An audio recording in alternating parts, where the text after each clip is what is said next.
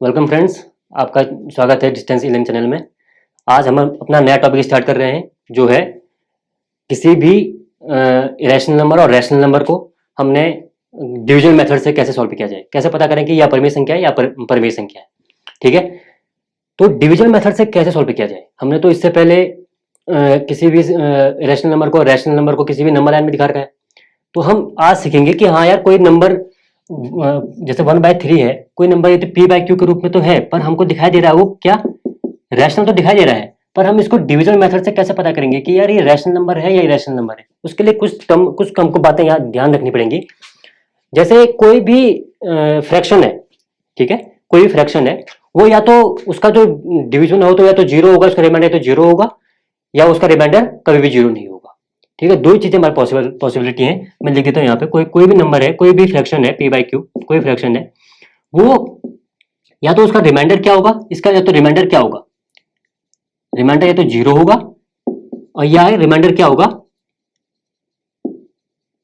Zero नहीं होगा। दो ही चीजें हैं।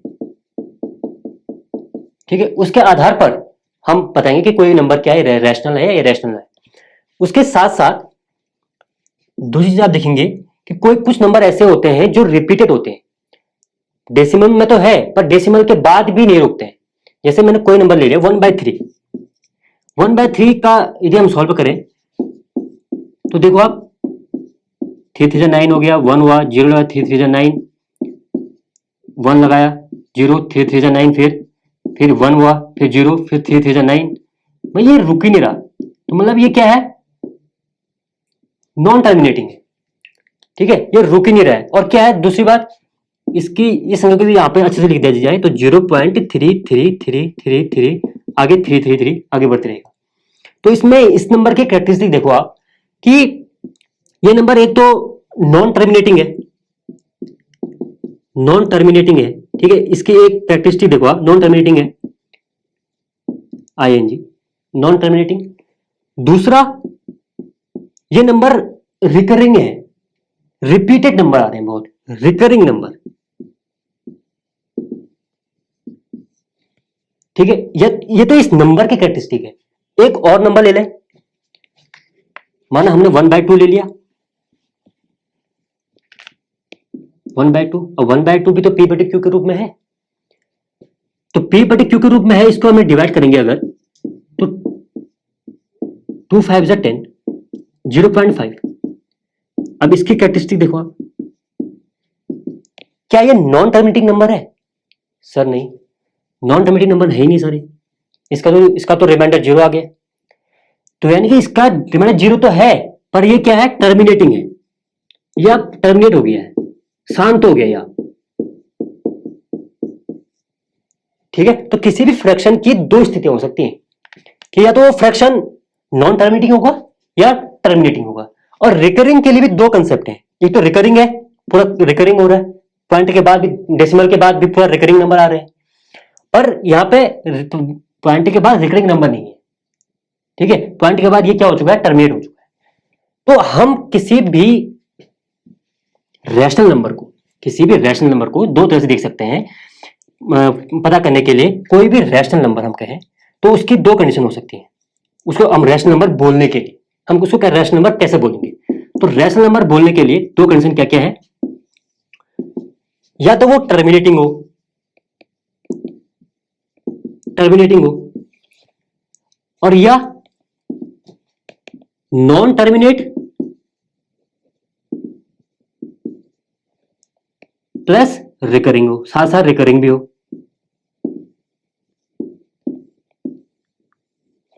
दोनों चीज आपको दिखाई, इस यहाँ पे 1/3 का एग्जांपल दिया था, यहाँ मैंने 1/2 का एग्जांपल दिया था। ये टर्मिनेटिंग है, ये नॉन टर्मिनेटिंग है, और रिकरिंग भी है। तो यानी कि यदि किसी भी फ्रैक्शन में ये दो चीजें अगर होती हैं तो वो क्या है, रैशनल नंबर है। ठीक है, बात क्लियर होगी। इसी के साथ साथ हम इरेशनल नंबर को देखते हैं कि इरेशनल नंबर किसी भी फ्रैक्शन के साथ किस प्रकार का बिहेवियर दिखाता है। ओके, तो इरेशनल नंबर की बात करें अगर,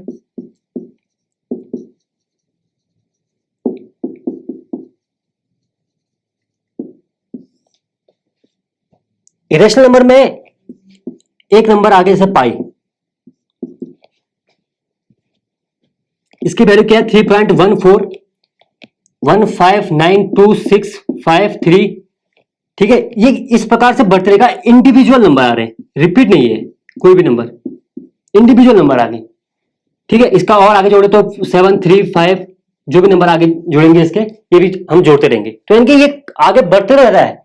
मतलब इस नंबर की बात देखें तो इस नंबर की कैरेक्टरिस्टिक देखें अगर, तो ये नंबर हमको क्या कह सकते हैं, ये क्या है, एक तो नॉन टर्मिनेटिंग है, बिल्कुल सर नॉन टर्मिनेटिंग तो हो रहा है क्योंकि रुक ही नहीं रहा है, नॉन टर्मिनेटिंग, और साथ साथ सर नॉन रिकरिंग है, रिकरिंग नंबर रिपीट ही नहीं हो रहे, तो क्या है प्लस नॉन रिकरिंग है,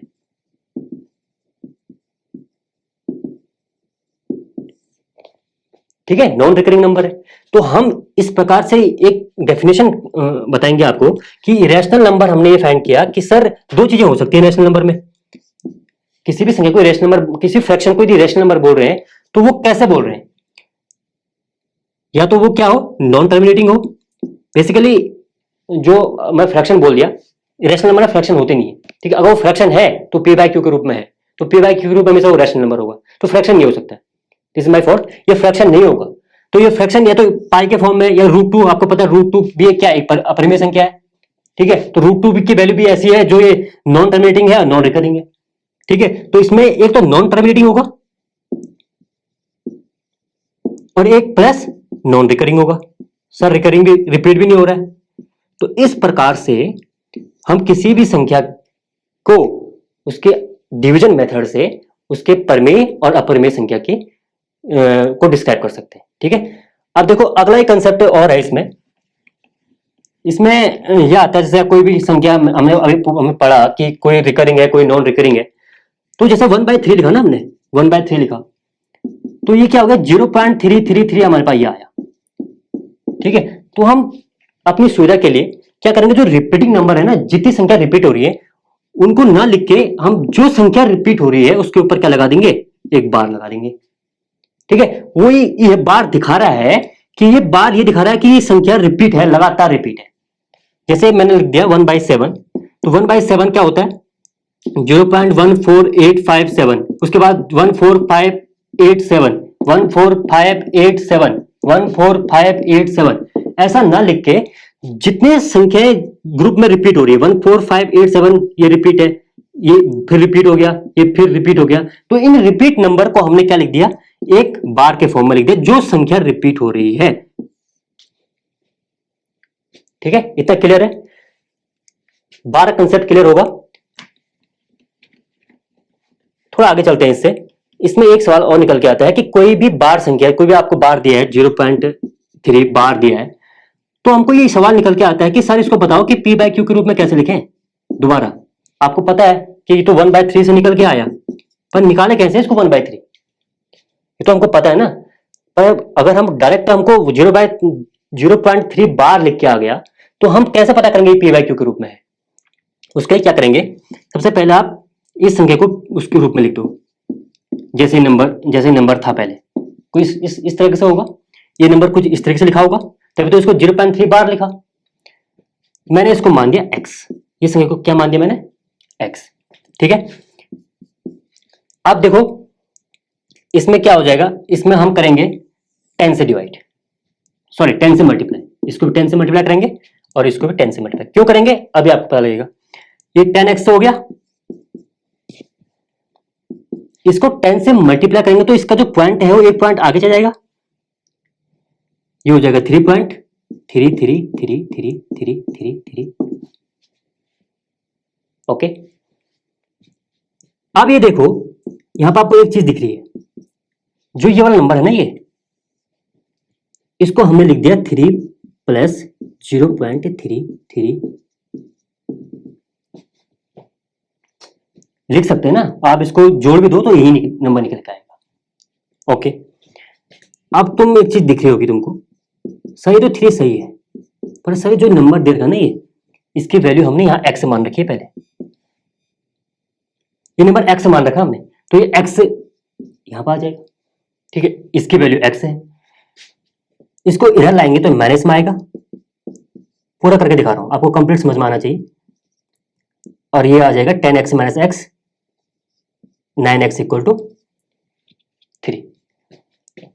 अब यहां देखें, यहां देखो इसको कि 9x बराबर क्या आया, 3 आ गया।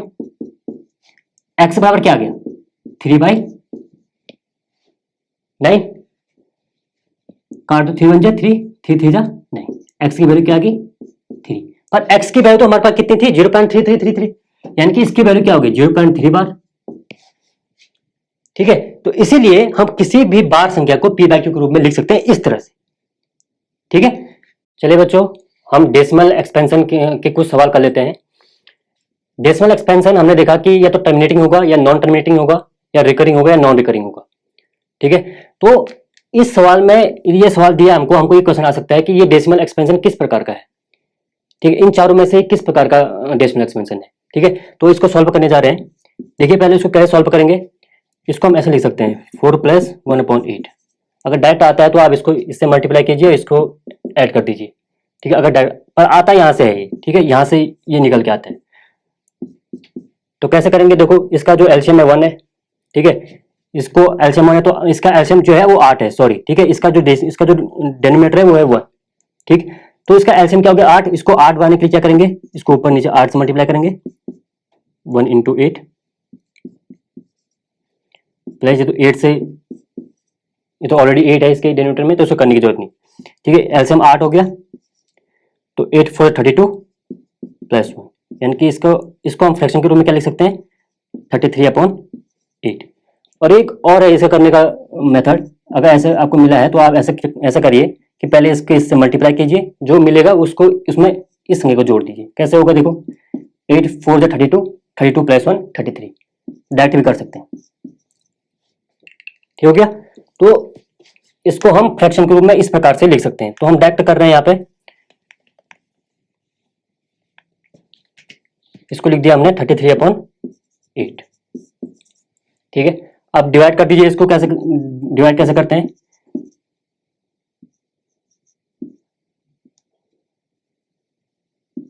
Thirty three. ठीक है, तो 8 4 32 हो गया, 1 पॉइंट लगाया 0, 8 1 जा 8, 2 हो गया, 0 लगा दिया, 8 2 जा 16, 4 0। ठीक है, 8 5 से क्या हो गया, 40।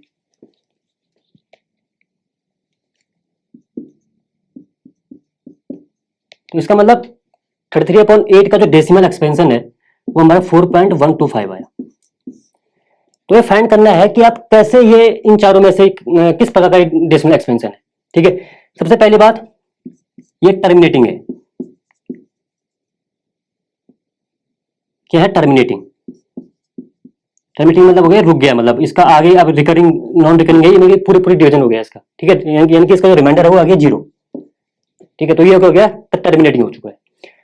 क्या ये रिकरिंग है, क्या ये रिकरिंग मतलब कि जो डेसिमल के बाद जो नंबर आ रहे हैं वो क्या वो रिपीटेड है, वो नहीं है रिपीटेड, तो यानी कि ये क्या है, नॉन रिकरिंग है। क्या हो गया, नॉन रिकरिंग। तो इसका मतलब ये कह सकते हैं कि जो इसका जो ये फ्रैक्शन है 33/8, इसका जो डेसिमल एक्सपेंशन है वो एक टर्मिनेटिंग है और नॉन रिकरिंग। ठीक है, तो ये था बच्चों, इससे रिलेटेड सवाल आप खुद देख लेना अपनी उससे एक्सरसाइज से, बुक से। तो ये मैंने आपको थोड़ा सा इसका उबा दिया मैंने आपको कंसेप्ट। ठीक है, चलिए बच्चों, इस टॉपिक से आधारित हम सवाल करते हैं आगे।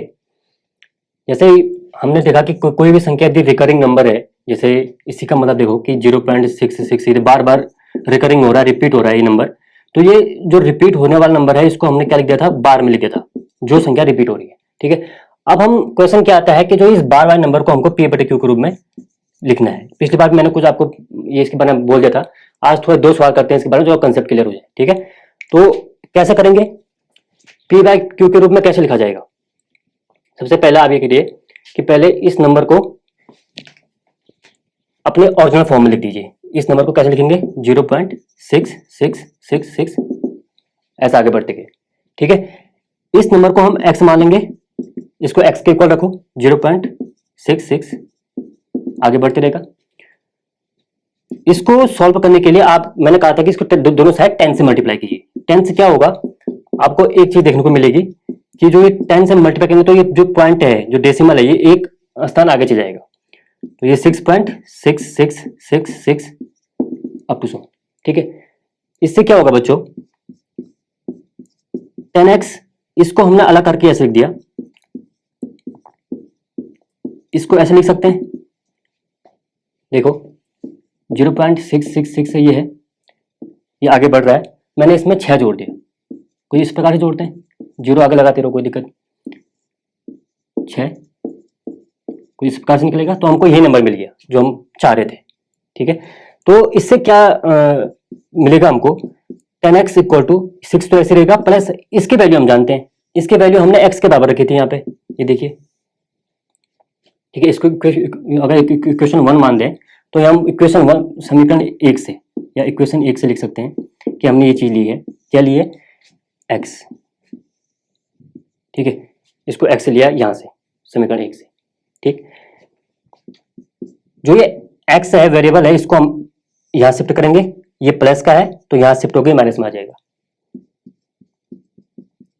ठीक। और यहाँ हो जाएगा सिंगल 6। अब क्या हो जाएगा, 10x से माइनस x क्या हो जाएगा, 9x, 6 x इक्वल टू, ये x के साथ 9 मल्टीप्लाई में है, तो x का 9 मल्टीप्लाई तो इक्वल टू में इधर शिफ्ट होकर ये कहाँ जाएगा, डिवाइड में जाएगा, इसके 6 के डिवाइड में जाएगा, तो 6/9, ठीक है। तो 6/9 जब आया तो हम इसको जब फर्दर सॉल्व करेंगे आगे, 9 का डिवाइड 6 में करेंगे तो क्या आ जाएगा, देखिए ये मैं करके दिखाता हूं आपको, 0.6 हो गया, फिर 6 हो गया, फिर ऐसे 6 आते रहेगा, यानी कि ये जो नंबर आएगा हमको यही प्राप्त हो गया, ठीक है। तो मतलब हमने इस नंबर को, जो ये नंबर है इसको हम क्या लिख सकते हैं, कुछ प्रकार से भी लिख सकते हैं, जो हमने प्रूव कर दिया, ये p/q के रूप में भी हो गया और ये डेसिमल फॉर्म को हमने इसमें भी कन्वर्ट कर दिया, ठीक है। इतना समझ में आ गया है। थोड़ा ये सवाल देखते हैं, दूसरा सवाल देखते हैं और क्लैरिटी हो जाएगी।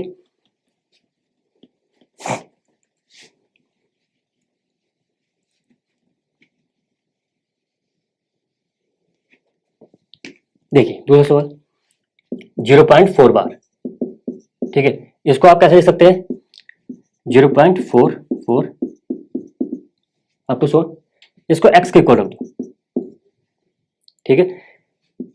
10 से मल्टीप्लाई कर देंगे इसको, कुछ इस प्रकार से आ जाएगा।